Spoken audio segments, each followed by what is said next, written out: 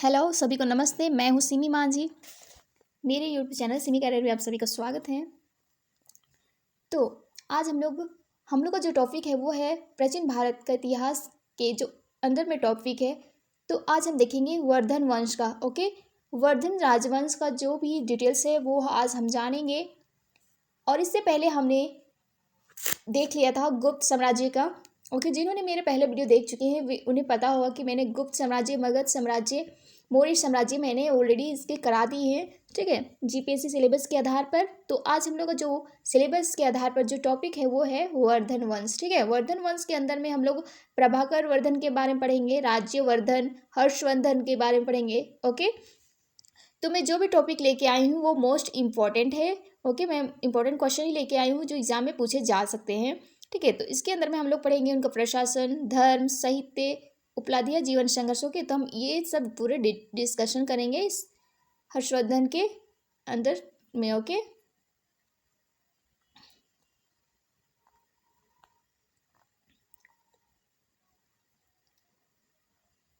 तो हमारा first question है, गुप्त साम्राज्य की समाप्ति के बाद किस प्रमुख की स्थापना हुई? तो गुप्त साम्राज्य जब खत्म हुआ, उसकी समाप्ति हुई, तो उसके बाद कौन सा साम्राज्य का स्थापित हुआ? तो वर्धन साम्राज्य स्थापित हुआ। ओके, जिसको पुष्यभूति, क्या पुष्यभूति साम्राज्य भी कह सकते हैं। ठीक है, नेक्स्ट क्वेश्चन है, वर्धन साम्राज्य का संस्थापक कौन था? वर्धन साम्राज्य का संस्थापक कौन था? तो वे थे पुष्यभूति। कौन थे? पुष्यभूति, जिसे हम पुष्यभूति साम्राज्य भी कह सकते हैं, क्योंकि पुष्यभूति ने ही वर्धन साम्राज्य को का संस्थापक किया था, इसलिए। ओके, नेक्स्ट क्वेश्चन है, वर्धन वंश का प्रथम शक्तिशाली शासक कौन था? तो वर्धन साम्राज्य का सबसे प्रथम शक्तिशाली कौन था? तो प्रभाकर वर्धन। ठीक है, हम नेक्स्ट क्वेश्चन देखेंगे,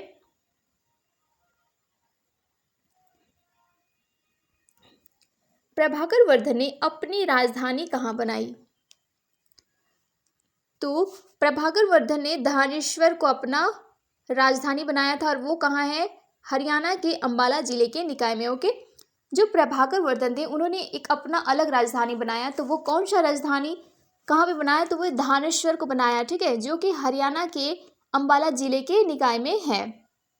ओके, हम नेक्स्ट क्वेश्चन देखते हैं, प्रभाकर वर्धन की मृत्यु के बाद गद्दी पर कौन बैठा?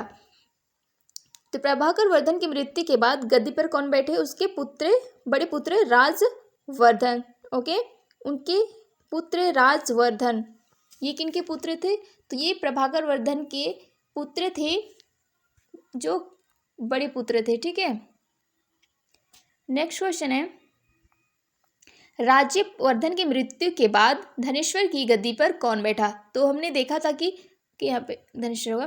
तो हमने देखा कि जो धनेश्वर है राजधानी, उसको किसने स्थापित किया था? तो प्रभाकर वर्धन ने। ठीक है, ये प्रभाकर वर्धन ने स्थापित किया था। ओके, धनेश्वर को। तो ये जो धनेश्वर है, ठीक है, वहाँ पे जब राज्यपाल की जब मृत्यु हुई तो वहाँ पे किन्होंने शासन किया, ये गद्दी पर बैठा? तो धनेश्वर। ओके, राज्यवर्धन की मृत्यु के बाद कौन बैठा? तो हर्षवर्धन। ठीक है,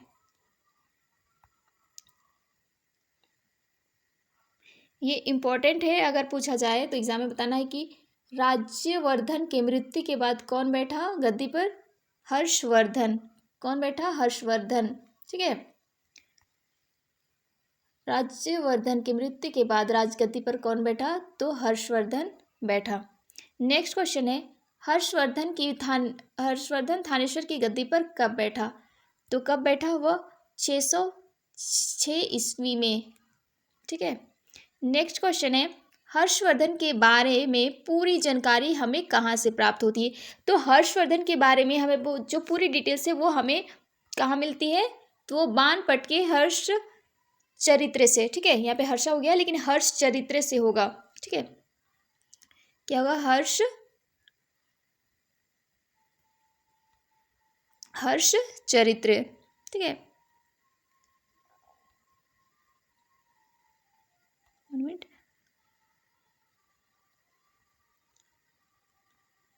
हर्ष चरित्र जो किताब है उसमें मिलेगी। और ये जो हर्ष चरित्र का जो पुस्तक लिखा गया है, ठीक है, वो किनके द्वारा लिखा गया है, तो ये बाणपट के द्वारा लिखा गया है। ठीक है, बाणपट के द्वारा लिखा गया है हर्ष चरित्र, जहाँ पे आपको हर्षवर्धन के बारे में पूरी डिटेल्स, पूरी जानकारी आपको मिल जाएगी। कौन सी किताब, तो हर्ष चरित्र पुस्तक में। ओके, तो नेक्स्ट चलते हैं, मेरा नेक्स्ट क्वेश्चन है, वर्धन साम्राज्य का सबसे प्रतापी राजा कौन था। तो वर्धन साम्राज्य का सबसे प्रतापी राजा था हर्षवर्धन। नेक्स्ट क्वेश्चन है, हर्षवर्धन ने अपनी राजधानी कहाँ बनाई।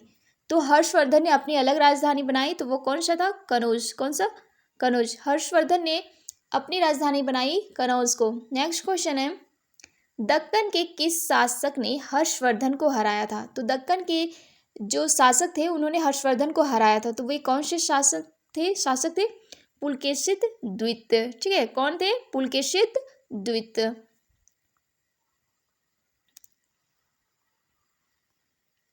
नेक्स्ट क्वेश्चन, हर्षवर्धन ने किन नाटकों का रचना की। हर्षवर्धन ने जो नाटक की रचना की थी, ठीक है, जब वे राजा थे तो राजा के साथ साथ वे नाटक का भी रचना करते थे। और कौन कौन से नाटक का रचना की, तो उन्होंने नगानंद, रत्नावली, प्रियदर्शिका, ये जो तीनों थे, ये नाटक किनके द्वारा लिखा गया है या रचना किए गए, तो ये हर्षवर्धन के द्वारा किया गया है। ओके, हम चलते हैं नेक्स्ट क्वेश्चन, हर्षवर्धन के प्रमुख दरबारी कौन थे। तो हर्षवर्धन के जो दरबार में है वहाँ पे कुछ प्रमुख लोग थे, वो कौन कौन थे, बाणपट, जो हमने ऊपर में देखा है, जो उन्होंने राजकवि थे। ठीक है, बाणपट एक राजकवि थे। ओके, और हर्ष चरित्र जो पुस्तक है ना, वो किन्होंने लिखा था, तो बाणभट्ट ने लिखा था। दूसरा है मयूर, हरिदत्त, जयसेन, ये जो चारों हैं हर्षवर्धन के प्रमुख दरबारी हैं। नेक्स्ट क्वेश्चन देखेंगे, हर्षवर्धन का राजकवि कौन था। तो हमने आप लोग बताया राजकवि कौन था, तो हर्षवर्धन के राजकवि थे बाणभट्ट, जिन्होंने हर्षवर्धन के ऊपर यानी उनके बारे में लिखे हैं। कौन से पुस्तक नाम से उन्होंने लिखा है, हर्ष चरित्र। ठीक है, जो हमने ऊपर में देखा है, कौन सा, हर्ष चरित्र। नेक्स्ट क्वेश्चन, बाणभट्ट ने कौन कौन सी पुस्तकें की रचना की। ठीक है, तो कौन कौन सी पुस्तक की रचना की, तो उन्होंने हर्ष चरित्र पुस्तक और कदंबरी, जो आपने, मैंने हर्ष चरित्र के बारे में तो ऑलरेडी बता चुकी हूँ कि हर्ष चरित्र में हर्षवर्धन के बारे में लिखा हुआ है। ठीक है, तो ये जो दो पुस्तकें हैं, हर्ष चरित्र और कदंबरी, जो बाणभट्ट की पुस्तक है, जो कि बहुत फेमस है। ठीक है, और ये पुस्तक उनके द्वारा लिखी गई है। इनके द्वारा, तो बाणभट्ट के द्वारा लिखी गई है।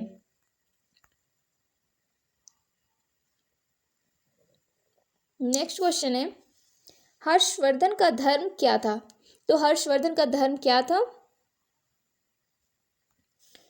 वह बौद्ध से महायान शाखा, ठीक है, वे बौद्ध के एक महायान शाखा थे।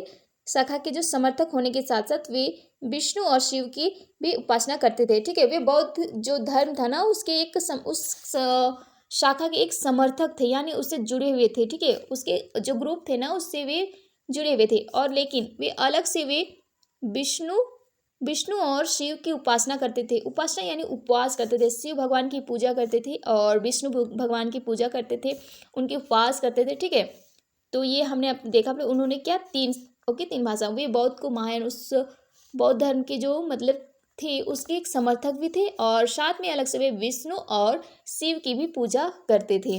ओके, नेक्स्ट क्वेश्चन है, हर्षवर्धन हर 5वें वर्ष कहाँ सम्मेलन करवाता था। तो हर्षवर्धन थे जो हर साल 5वें वर्ष में कहाँ सम्मेलन करवाता था, तो वे कहाँ कराते थे, प्रयाग में वे हर 5 साल के बाद सम्मेलन करवाते थे। नेक्स्ट क्वेश्चन है, यात्रियों में राजकुमार किसे कहा जाता था। यात्रियों में राजकुमार किसे कहा जाता था, यात्री में मतलब कि जो एक जगह नहीं रहते, ठीक है, घूमते रहते थे, तो वे एक जगह से दूसरी जगह आ जाता, एक देश से दूसरे देश। तो वे जो यात्री थे उसमें से राजकुमार किन्हें कहा जाता था, तो हैंशोंग को कहा जाता था, जो कि चीन के थे। इनको कहा जाता था, हैंशोंग को यात्रियों का राजकुमार कहा जाता था। ओके, और ये चीन के थे।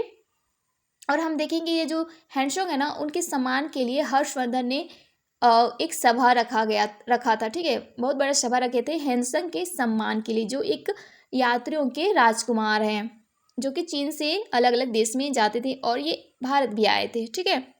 नेक्स्ट क्वेश्चन है, हेनसंग कौन था?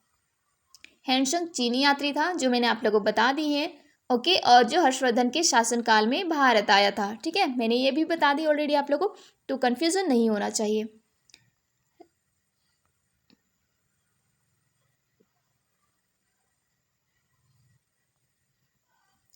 नेक्स्ट क्वेश्चन है, हेनसंग ने अपनी यात्रा के क्रम में किस विश्वविद्यालय में अध्ययन किया? ठीक है, तो ये जब यात्रा कर रहे थे, तो वे जब भारत आए थे उस वक्त उन्होंने कौन से विश्वविद्यालय में अध्ययन किया? तो वे नालंदा विश्वविद्यालय में अध्ययन किया था, ठीक है।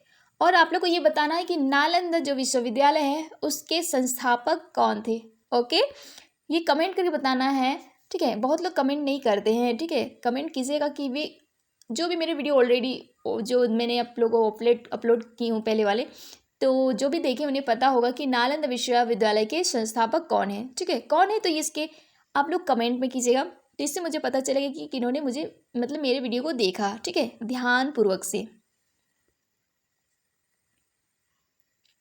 नेक्स्ट क्वेश्चन है, हर्षवर्धन ने हेनसंग के सम्मान में विशाल सभा का आयोजन कहाँ की थी? तो मैंने आप लोग को बताया कि उनके सम्मान के लिए एक सभा की थी, और वो कहाँ की थी? कनौज में, जो कि हर्षवर्धन ने कनौज को अपनी राजधानी बताया, ठीक है। तो कनौज हर्षवर्धन की राजधानी थी, और उन्होंने राजधानी में ही हेनसंग के सम्मान के लिए एक बड़ा सा सभा का आयोजन किया था, ठीक है। नेक्स्ट क्वेश्चन है, भारतीय इतिहास में अंतिम हिंदू शासक किसे कहा जाता है? तो जो भारत के जो इतिहास है ना, ठीक है, उनमें से सबसे अंतिम हिंदू शासक किसे कहा जाता है? तो हर्षवर्धन को कहा जाता है, ठीक है। हम क्योंकि इसलिए कहा जाता है क्योंकि जो प्राचीन काल का जो था भारत का प्राचीन काल, ठीक है, तो हमने यहाँ पे देखा ये लास्ट थे, कौन थे? ये वर्धन जो राजवंश का थे, वर्धन वंश के लोग ये लास्ट थे जो हिंदू थे, और ये प्राचीन काल के लास्ट वंश थे, ठीक है।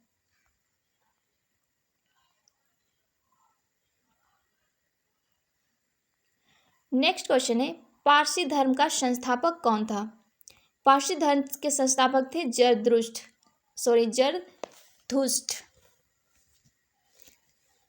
नेक्स्ट क्वेश्चन है, पारसियों का प्रसिद्ध धर्म ग्रंथ कौन सा है? तो जो पारसी धर्म जो है अपनाते हैं, जो मानते हैं, उनका ग्रंथ कौन सा है प्रसिद्ध ग्रंथ? तो जैन अवेस्ता। कौन सा? जैन अवेस्ता। नेक्स्ट क्वेश्चन है, जावा में सबसे प्रसिद्ध मंदिर कौन सा है? जावा में सबसे प्रसिद्ध मंदिर कौन सा है? बोरोबुंदूर का स्तूप, ठीक है, बोरोबुंदूर का स्तूप जो जावा में एक प्रसिद्ध मंदिर है, ठीक है। नेक्स्ट क्वेश्चन, हम यहाँ पर सिर्फ टोटल्स ज़्यादा क्वेश्चन नहीं है ये वर्धन वंश का, ठीक है। नेक्स्ट क्वेश्चन है, प्राचीन काल में चीन एवं पश्चिम एशिया के बीच का व्यापारिक मार्ग को किस नाम से जाना जाता था या प्रसिद्ध था?